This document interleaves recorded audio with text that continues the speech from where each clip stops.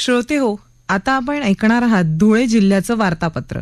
धुळे व नंदुरबार जिल्हा मध्यवर्ती सहकारी बँकेच्या वतीने आगामी खरीप हंगामी पीक कर्ज वाटप सुरू डायल 112 प्रकल्पाची प्रभावी अंमलबजावणी करण्यात धुळे जिल्हा पोलीस राज्यात दुसऱ्या स्थानी आणि धुळे जिल्ह्यात उन्हाचा कडाका वाढला, दुष्काळी परिस्थितीमुळे पाणी जपून वापरण्याचे प्रशासनाचे आवाहन. या होत्या गेल्या महिन्याभरातल्या धुळे जिल्ह्यातल्या ठळक घडामोडी. या आणि इतर घडामोडींविषयी सविस्तर माहिती देत आहेत आमचे वार्ताहर नितीन जाधव.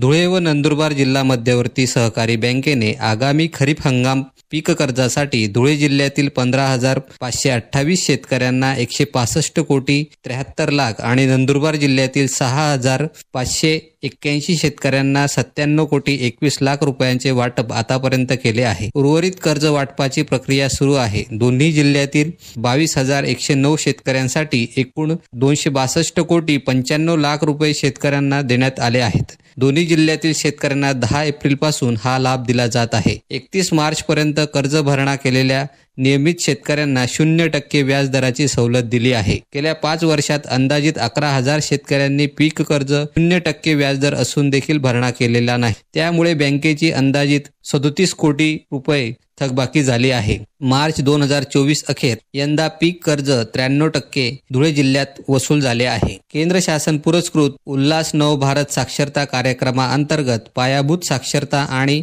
संख्याज्ञान मूल्यमापन चाचणी परीक्षा 17 मार्चला राज्यात 36,000 परीक्षा केंद्रांवर शासनाच्या वतीने घेण्यात आली. यात धुळे जिल्ह्यातील 10,180 निरक्षरांनी परीक्षा दिली होती. त्यात 15 वर्ष आणि त्यापुढील नागरिकांचा समावेश होता. त्यातील 10,176 जण परीक्षेत उत्तीर्ण झाले आहेत. त्यापैकी 3,827 पुरुष, 6,349 महिलांचा समावेश आहे. शिक्षण विभाग अंतर्गत त्यांना लवकरच साक्षर झाल्याचे प्रमाणपत्र वितरित केले जाणार आहे. सर्वसामान्य नागरिकांच्या मदतीसाठी असणाऱ्या डायल 112 या प्रकल्पाची धुळे जिल्हा पोलिसांकडून 4 महिन्यात प्रभावीपणे अंमलबजावणी करण्यात आली. पीडित व्यक्तीला मदत पोहोचविण्याचा 15 मिनिटे 51 सेकंदांचा रिस्पॉन्स टाइम अवघ्या 3 मिनिटे 26 सेकंदांवर आला. त्यामुळे धुळे जिल्हा पोलीस दल राज्यात दुसऱ्या स्थानी तर नाशिक परिक्षेत्रात अव्वल ठरले आहे. जानेवारी 2024 मध्ये पीडित व्यक्तीस मदत पोहोचविण्याचा कालावधी हा 15 मिनिटे 51 सेकंद इतका होता. त्यामुळे राज्यातील एकूण 45 घटकांपैकी शेवटच्या क्रमांकावर धुळे जिल्ह्याचा नंबर होता.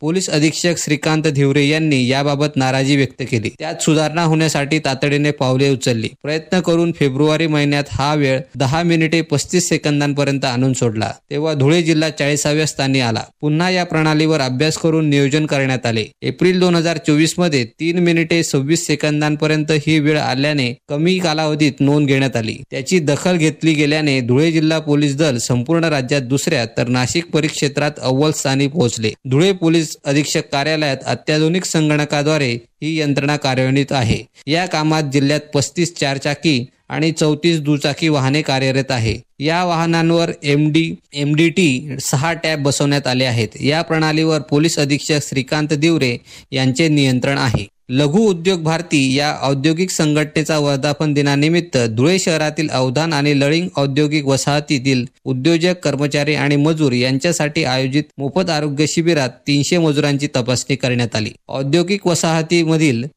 ओमश्री ॲग्रोटेकच्या शिवारात हे शिबिर नुकतेच घेण्यात आले. शिबिरात धुळे शाखेतर्फे थायरो केअर लॅबचे संजीव नरसिंग आणि डॉक्टर देवदत्त चव्हाण यांचे सहकार्याने विविध रक्त तपासण्या तसेच जवाहर मेडिकल फाउंडेशनच्या अण्णासाहेब चुडामण पाटील स्मृती दंत महाविद्यालय येथील डॉक्टरांच्या समूहातर्फे दंत तपासणी करण्यात आली. शारदा नेत्रालय यांच्या समूहातर्फे डोळ्यांच्या तपासण्या करण्यात आल्या. या शिबिरात मतदान जनजागृती सुद्धा करण्यात आली. धुळे जिल्ह्यात दुष्काळ सदृश्य परिस्थिती निर्माण झाली असून नागरिकांनी पाण्याचा काटकसरीने वापर करावा असे आवाहन जिल्हाधिकारी अभिनव गोयल यांनी केले आहे. गेल्या 15 दिवसापासून उन्हाच्या तीव्रतेत मोठ्या प्रमाणात वाढ होत आहे. उष्णतेची लाट कायम आहे. पारा हा 41 ते 42 अंशांपर्यंत जाऊन पोहोचल्याने जनजीवन विस्कळीत झाले आहे. जिल्ह्यात उन्हाची तीव्रता वाढली असल्याने शिल्लक पाणीसाठा सुद्धा झपाट्याने कमी होत आहे. दुष्काळ सदृश्य परिस्थिती असल्यामुळे पाणी वापरण्यात नागरिकांनी काटकसर करायला पाहिजे. त्याचबरोबर त्याचबरोबर येणाऱ्या पावसाळ्यात पाण्याचा प्रत्येक थेंब अडविण्यासाठी प्रयत्न करावा. तसेच पाणी वाचवण्यासाठी वैयक्तिक रेन वॉटर हार्वेस्टिंग उपक्रम राबवावा असे आवाहन जिल्हाधिकारी गोयल यांनी केले आहे. हे होते धुळे जिल्ह्याचे वार्तापत्र संक्षिप्त स्वरूपात. आकाशवाणी जिल्हा वार्तापत्रासाठी धुळ्याहून मी नितीन जाधव. याबरोबरच धुळे जिल्ह्याचं वार्तापत्र संपलं. हे वार्तापत्र आकाशवाणी मुंबईच्या प्रादेशिक वृत्त विभागानं सादर केलं.